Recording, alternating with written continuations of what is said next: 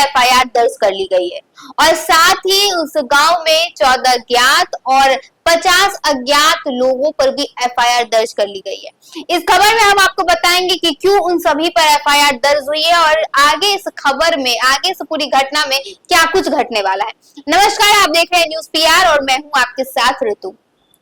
बिहार के भोजपुर में जो इनकाउंटर हुआ वो सिर्फ अब इनकाउंटर तक सीमित नहीं रहा, बल्कि इस पे अब सियासी माहौल भी पूरी तरह से गर्माता हुआ नजर आ रहा है। नेताएं तरह तरह की प्रतिक्रियाएं दे रहे हैं, विपक्ष इस पर सीधा निशाना साधता हुआ नजर आ रहा है कि जब उन्होंने सरेंडर कर दिया था और साथ ही वो मानसिक रूप से भी पूरी तरह स्वस्थ नहीं था तो उसे मारने की क्या जरूरत थी।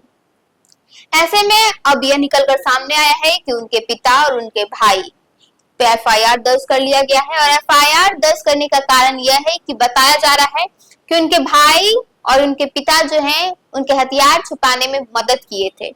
साथ ही हम आपको यह भी बता दें कि गांव के 14 जानने वाले लोग और 50 अज्ञात लोगों पर भी एफआईआर दर्ज कर लिया गया है, जिसका कारण यह है कि उन्होंने शव को रख कर रोड पर जो है वो प्रदर्शन करने की कोशिश की, लोगों को उकसाने की कोशिश की, जिसके बाद उन पर भी एफआईआर दर्ज कर लिया गया है।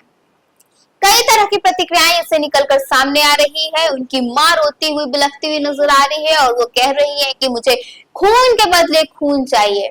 वैसे ही उनके घर की एक महिला यह बयान भी देते हुए नजर आई है कि अब उन्हें न्याय चाहिए, बिना न्याय के अब कुछ नहीं हो सकता है। सबसे बड़ा सवाल यह उठता है कि अगर उन्होंने सरेंडर कर दिया था तो फिर सरेंडर के बाद उनका इनकाउंटर क्यों किया गया और इस एनकाउंटर के पीछे क्या कुछ चल रहा था। क्या इसमें पहले से कोई प्रतिक्रियाएं थी, क्या इसमें पहले से कोई सोची समझी साजिश थी, या इनकाउंटर के पीछे की जो कहानी है वो फिलहाल तक न हमारे पास आई है और ना आप तक पहुंची है। इस पूरे इनकाउंटर में फिलहाल जांच चल रहा है और बताया जा रहा है कि आने वाले दिनों में कई बड़े खुलासे हो सकते हैं।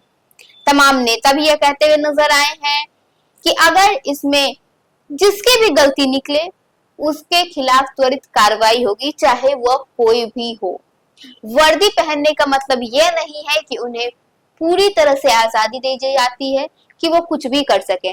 ऐसे में अब सबसे बड़ा सवाल इनकाउंटर पे उठने लगा है कि क्या पुलिस के हाथ में जो इनकाउंटर करने का पावर दिया गया है ये सही है, क्योंकि ऐसी घटना अब कई तरह के सवाल उठा रही है। किसी को पूरी तरह से ये छूट दे देना कि वो किसी को मार सकता है, ये तो कहीं ना कहीं अब सवालों के घेरों में आ गई है। अब आगे यह देखना होगा कि इस पूरे इनकाउंटर में क्या कुछ नए नए खुलासे होते हैं, किस पे एफआईआर दर्ज होता है और कौन इसमें दोषी करार होता है। फिलहाल के लिए बस इतना ही। ऐसे ही तमाम खबरों के साथ बने रहने के लिए देखिए न्यूज पीआर। धन्यवाद।